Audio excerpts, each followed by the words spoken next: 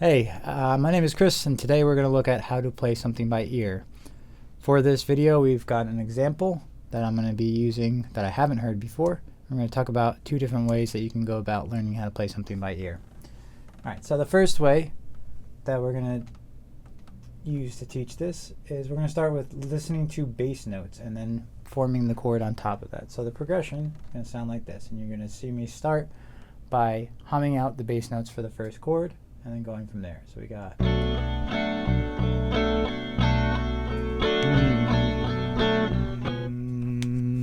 so the note that I hear in my head is dum, and the idea is I'm going to take my E string and when I get to that note, okay, right? So I found, to me, that's what I'm hearing. Now that could be inaccurate, but we'll see in a second.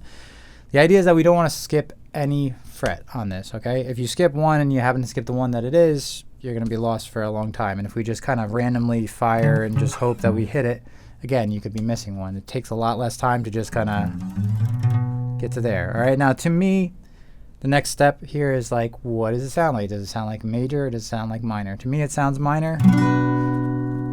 Sounds pretty right. So that would be a B minor chord. And then what I'm going to do here is I'm going to double check that first chord.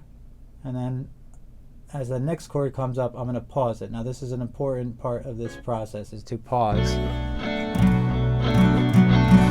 Alright, so we got some sort of B minor chord.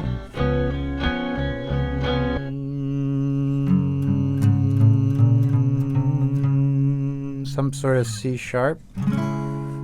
Now, that C sharp could be the root of the chord, it could be the third of the chord, it could be the fifth of the chord. So we're going to kind of see what that is. Okay, so going through those options, I played it as the third, doesn't really sound right. Played it as the fifth, doesn't really sound right. For some reason, when I was playing that first time, I went minor with it. And I don't think it's minor, I think it's major. That's probably the part that I didn't hear correctly the first time through. So we're going to go with C sharp major for that second chord. Let's double check. Again, we don't want to let the next chord come by because it's similar to eating, right? You're going to put some new taste in your palate. You're not going to be able to taste what you just ate, right? So we got B minor.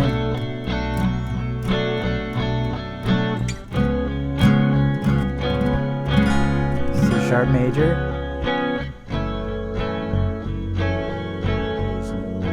Bass note. So I hear an F sharp there. Also sounds minor to me, but let's check it out. Yeah, there's definitely a minor chord there. So now we have three of the chords here. So we got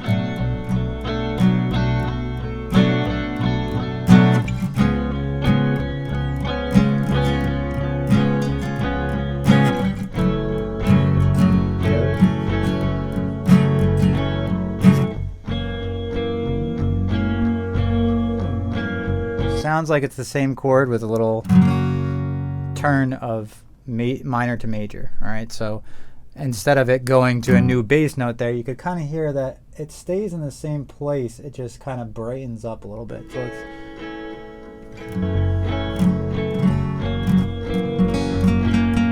all right, so it's just changing to major there, and then we're back. All right, we can hear that that's the same chord. Same chord. There might be a seventh in there. Sounds a little bit spicy. And then should be the same chord. And we go to majors. So we got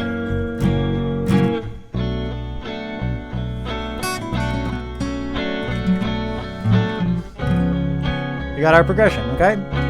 So that's one way we can do that. That way would be doing it based off the bass notes, right? So the idea is that you're going to hear the chord, you're going to listen for the lowest pitch there, and then we're going to build up from there, right? So if that, for the first one, I heard the B by like basically taking one string and just going on one string and going up each fret until you find that matching pitch.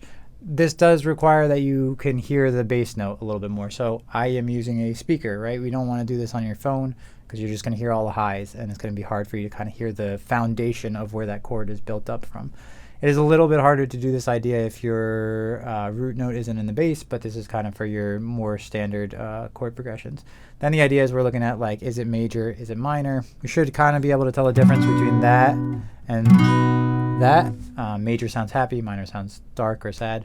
And then from there, I'm pausing and then waiting till the next one, humming it out. Don't ever do this where you're doing the whole progression, because the only one you're going to be able to hear is the last one that you heard. The other way you could do this is you could do it by the key that you're in, right? So if I looked at all these chords and I had B, C sharp, F sharp, and stayed on F sharp, I could assume I'm in the key of A or F sharp minor.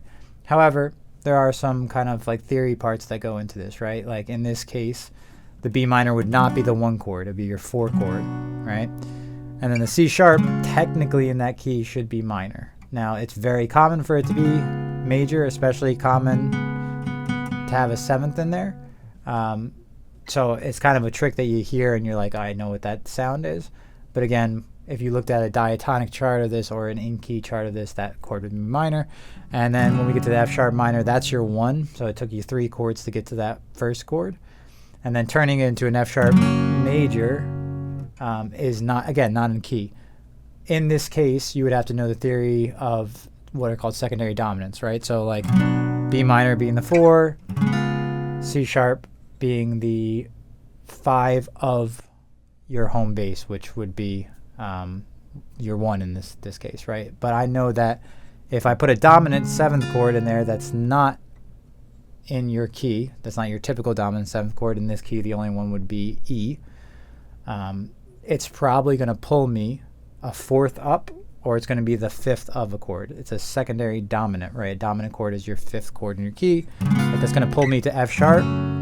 Consequently, when we change that to F sharp major, that's the 5 of B that you're going to, right? So that's why the chord progression feels like it loops. As you can hear, though, this is a lot more theory involved than it is necessarily about just hearing things with your ear. So if you want to do it by ear, I'd say go for the bass notes. If you want to do it by theory, you're looking at a pool of notes and then kind of deciding how they all function within a key.